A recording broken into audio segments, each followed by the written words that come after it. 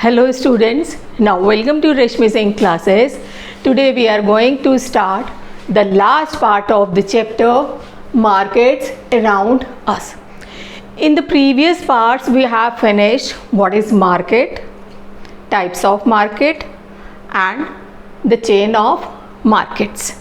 In this part we are going to study factors affecting people's access to market and markets and equality. So let's start. Factors affecting people's access to market. What does it mean?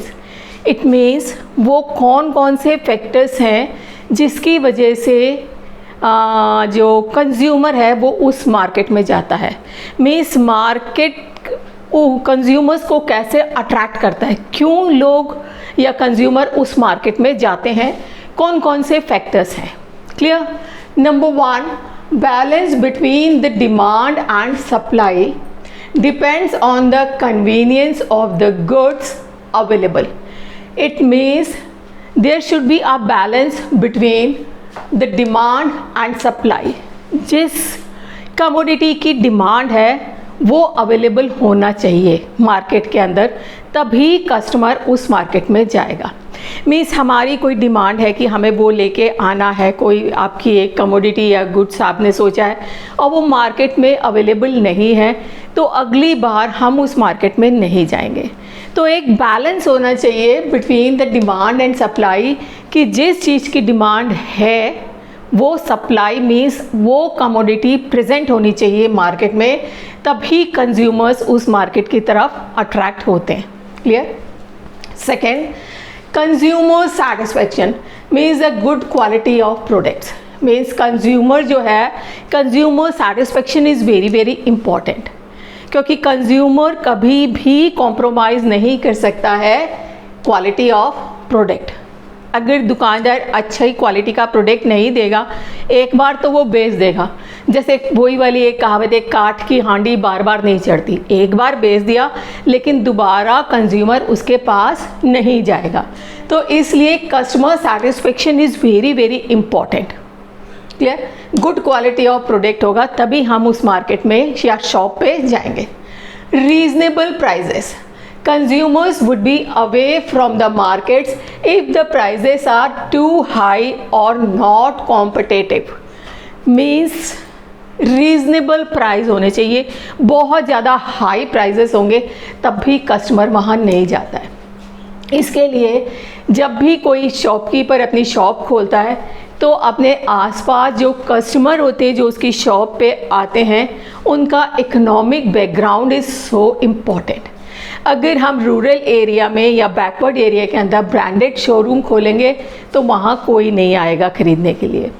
तो reasonable price होने चाहिए according to the economic background of the consumers, तभी वो जो customer है उस market की तरफ अट्रैक्ट होगा अगर प्राइजेस रीज़नेबल होंगे. Clear.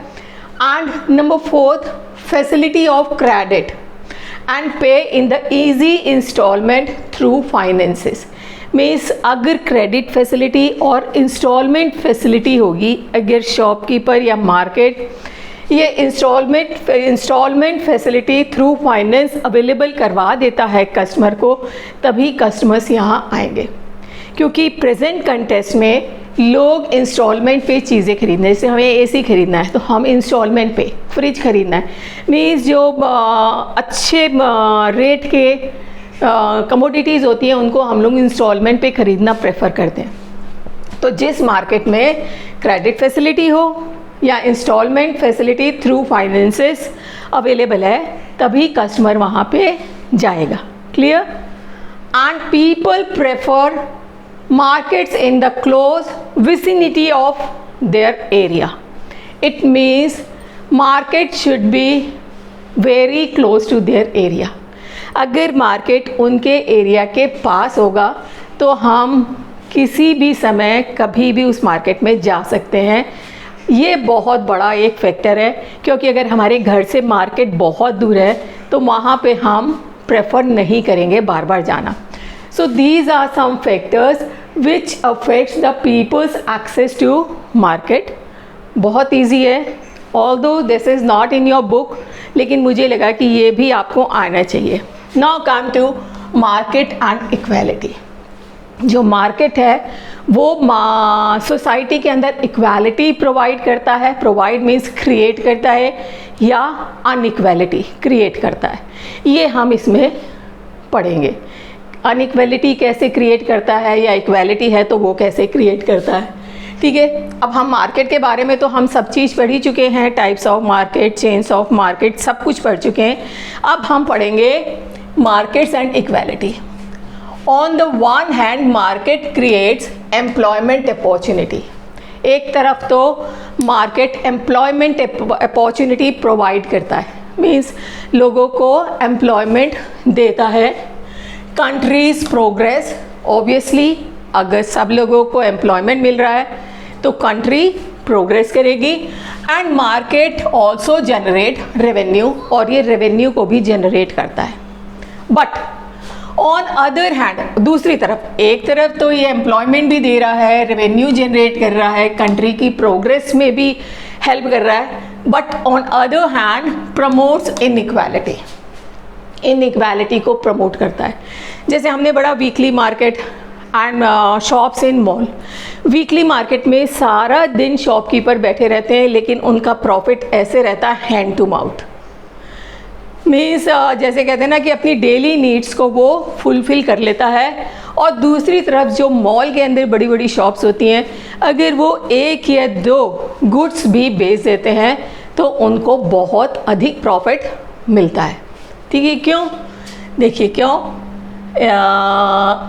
There are some who makes huge profit while some earns barely enough to fulfill their daily demands. जो मैंने अभी आपको बताया कि वीकली मार्केट वाला इतनी अच्छी तरह नहीं उसको प्रॉफिट मिल पाता है जितना कि ये जो मॉल्स होते हैं उनमें जो बड़े बड़े ब्रांडेड शोरूम होते हैं उनको ज़्यादा प्रॉफिट मिलता है. क्यों? The affluent and influential people make maximum profit. What does it means? इसका क्या मतलब है? एफ्लुएंट एंड इन्फ्लुएंशियल मीन्स वो लोग जो इकोनॉमिकली साउंड है, बहुत ज़्यादा उनके पास पैसा है, वो सबसे ज़्यादा प्रॉफिट कमाते हैं मार्केट में. वो कौन कौन से होते हैं? फैक्ट्री ओनर्स हो गए, लैंड ओनर्स हो गए, या बिग फार्मर्स हो गए. वो लोग मैक्सिमम प्रॉफिट लेते हैं इस मार्केट से. And the other rich people, ये तो बहुत ज़्यादा रिच हो गए, इसके अलावा वो भी काफ़ी रिच होते हैं. And the other rich people who makes only moderate profit, मतलब उनको बहुत ज़्यादा प्रॉफिट नहीं मिल पाता है. They are dependent on rich people for loans, raw material, marketing and even employment. क्योंकि इस ग्रुप के लोग एफ्लुएंट एंड इन्फ्लुएंशियल पीपल पे डिपेंड करते हैं फॉर लोन. लोन किस लिए चाहिए होता है? सीड्स के लिए चाहिए होता है, इंसेक्टिसाइड्स के लिए, मैन्योर्स के लिए, पेस्टिसाइड्स के लिए, इनसे लोन लेते हैं. तो वो डिपेंडेंट है on this group of people. इसी तरह वीवर्स हैं, वो भी डिपेंडेंट है. मर्चेंट्स हैं, वो भी डिपेंडेंट है ऑन दिस ग्रुप. तो ये लोग जो होते हैं, प्रॉफिट जो है इनका प्रॉफिट मॉडरेट होता है. ठीक है. अब दो ग्रुप हैं, अलग अलग प्रॉफिट कमा रहे हैं. अब इस ग्रुप को क्या करना चाहिए? The best way to promote the interest of farmers और weavers is to establish cooperatives. Best way क्या है इसका सॉल्यूशन? कि इनको इंस्टेड ऑफ कि अलग अलग जाके वो लोग लोन लें, एक कोऑपरेटिव सोसाइटी बनानी चाहिए जो डील करे ये इन्फ्लुएंशियल ग्रुप ऑफ पीपल जो एफ्लुएंट हैं, उस ग्रुप ऑफ पीपल से डील करें कोऑपरेटिव सोसाइटीज़. तो उससे फ़ायदा क्या होगा?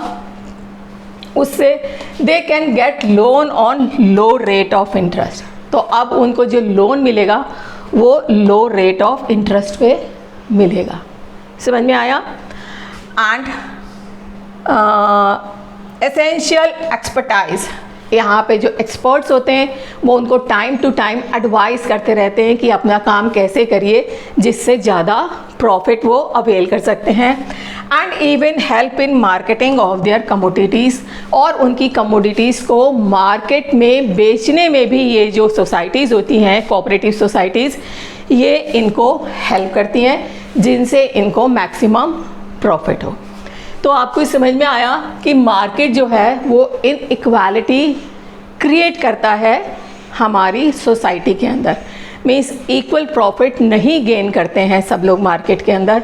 और इसको हम एक दूसरे एग्जाम्पल से भी समझ सकते हैं जो बेस्ड है आपका next chapter a shirt in the market, वो हम पढ़ेंगे तो आपको और अच्छी तरह समझ में आएगा कि मार्केट में प्रोड्यूसर्स, ट्रेडर्स, स्मॉल ट्रेडर्स कौन मैक्सिमम प्रॉफिट अवेल करते हैं और क्यों करते हैं।